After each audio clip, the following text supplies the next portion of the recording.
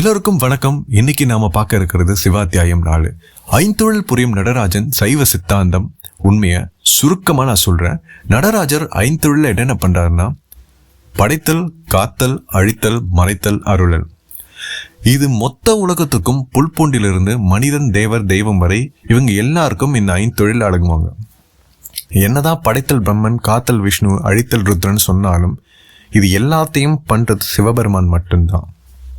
வெறும் அந்தந்த பதவி மட்டும்தான் அந்த மும்மூர்த்திகளுக்கு. சிவபெருமான் உயிர்களின் நன்மைக்காக படைத்தல், காத்தல், அழித்தல், மறைத்தல், அருளல் இந்த 5 தொழில்களும் செய்கிறாரு. தெய்வம் முதல் புல் வரையிலான எல்லா உயிரினங்களுக்கும் நன்மை செய்வதனால் அவருக்கு சங்கரன் அப்படின்ற இன்னொரு அருள் நாமமும் இருக்கு.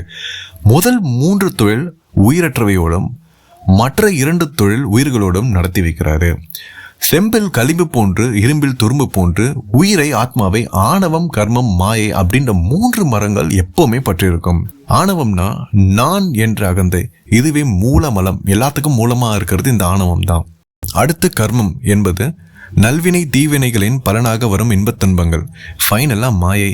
இது தெய்வம் முதல் தாவரம் வரையிலான எல்லா படைப்புகளும், ஆக மொத்தம் எல்லா படைப்பையும் மாயை, இதெல்லாம் வந்து போகக்கூடிய விஷயங்கள் அப்படின்றத சொல்றாங்க.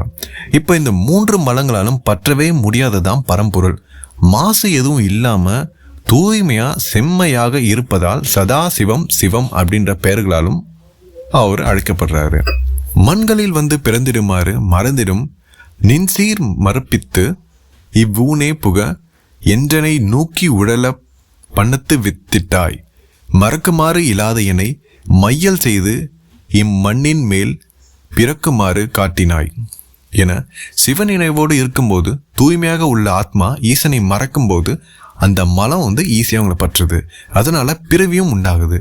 3 மலங்கள்ல ஆணவம் மட்டும் உள்ள ஆத்மாக்களுக்கு ஒரு மல உயிர் அல்லது விஞ்ஞான கலர் என்று பெயர் இருக்கு. ஆணவம், கர்மம் என்ற 2 மல ஆத்மாக்களுக்கு பிரளய கலர் அப்படின்ற ஒரு பெயரும் இருக்கு.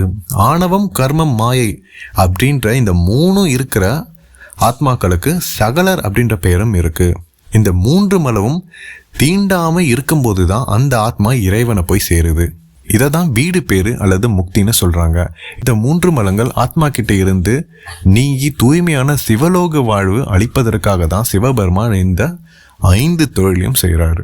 சிவபெருமான் கண்ணுக்கு தெரியாம மறைந்திருக்கும் போது மகேசன் எனவும், வெளிப்பட்டு காட்சி அருளும் போது சதாசிவன் என்ற பெயராலும் அழைக்கப்படுறாரு. ஒரு டைம் ஈசன் வந்து காட்சி கொடுப்பாரு. அதுதான் கடைசி கட்டமா இருக்கும் அவங்களோட வாழ்க்கையில. அதான் முக்தி, அதாவது வீடு பேரு கொடுப்பாருன்னு நம்ம சொல்லலாம். மூவர் கோணாய் நின்ற முதல்வன் ஆதி மூர்த்தி கட்கு அருள் புரிந்து அருளிய தேவதேவன் படைத்து அழித்து அழிப்ப மும்மூர்த்திகள் ஆக்கினை என மும்மூர்த்திகள் படைக்கப்பட்டு அவர்கள் ஈசனவர்களால் படைத்தல், காத்தல், அழித்தல் பதவியை மேற்கொள்ளும் போது இந்த சிவநாமங்களே மும்மூர்த்திகளுக்கு பெயராக ஆகின்றன.